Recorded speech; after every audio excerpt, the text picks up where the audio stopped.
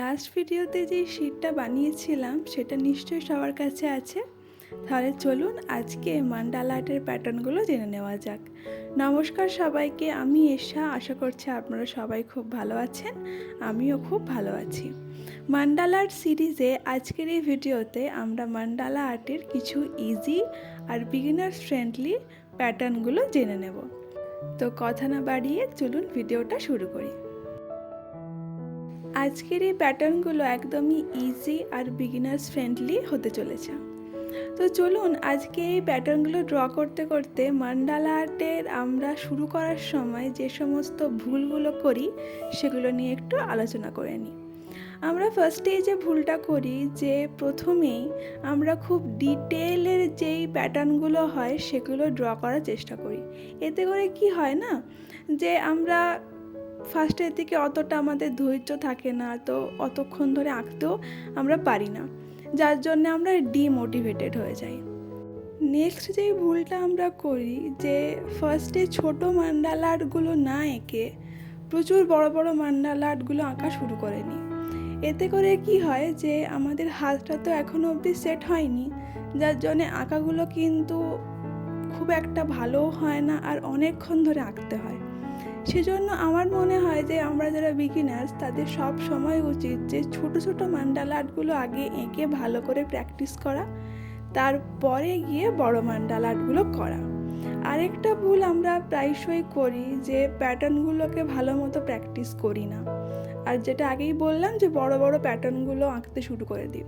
ফার্স্টে ছোট ছোট যে প্যাটার্নগুলো হয় সেগুলো ভালোভাবে প্র্যাকটিস করে তারপরে আস্তে আস্তে বড়োর দিকে গেলে আমাদের হাতটাও ভালো মতো সেট হয়ে যায় আর আমরা ভালোভাবে আঁকতেও পারি।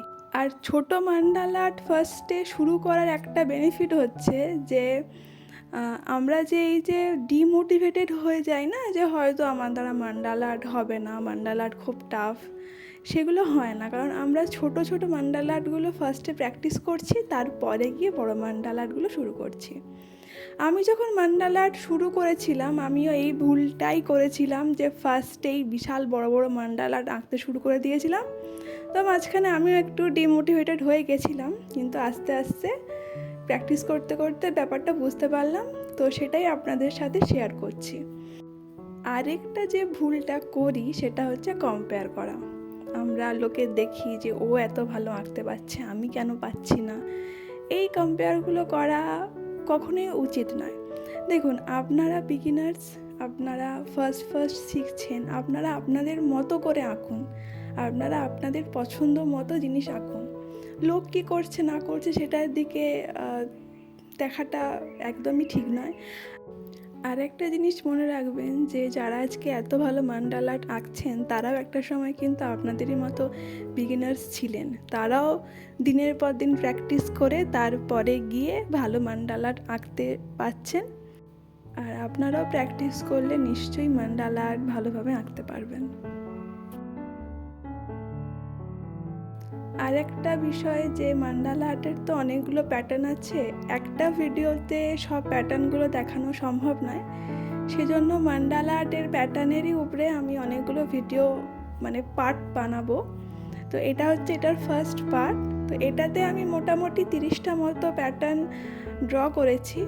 নেক্সট পার্টে আবার নেক্সট যেই প্যাটার্নগুলো আছে ওগুলো ড্র করব।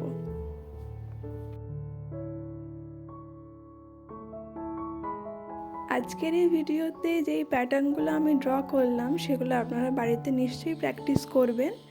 আস্তে আস্তে প্র্যাকটিস করতে করতে হাতটা ভালো মতো সেট হয়ে যাবে।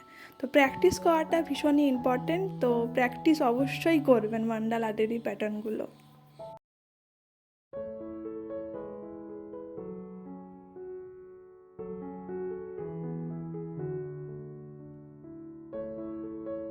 যারা মান্ডালা আর্ট সিরিজের আগের ভিডিওগুলো দেখেননি তারা প্লিজ গিয়ে সেগুলো দেখে নেবেন।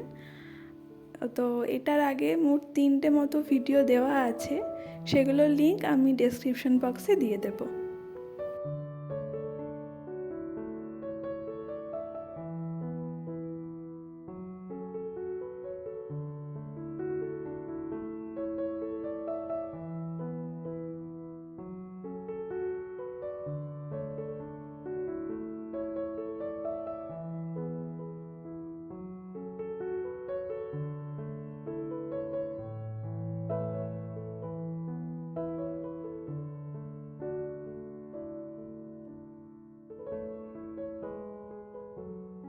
আজকের মতো এই কটা প্যাটার্নই রইল।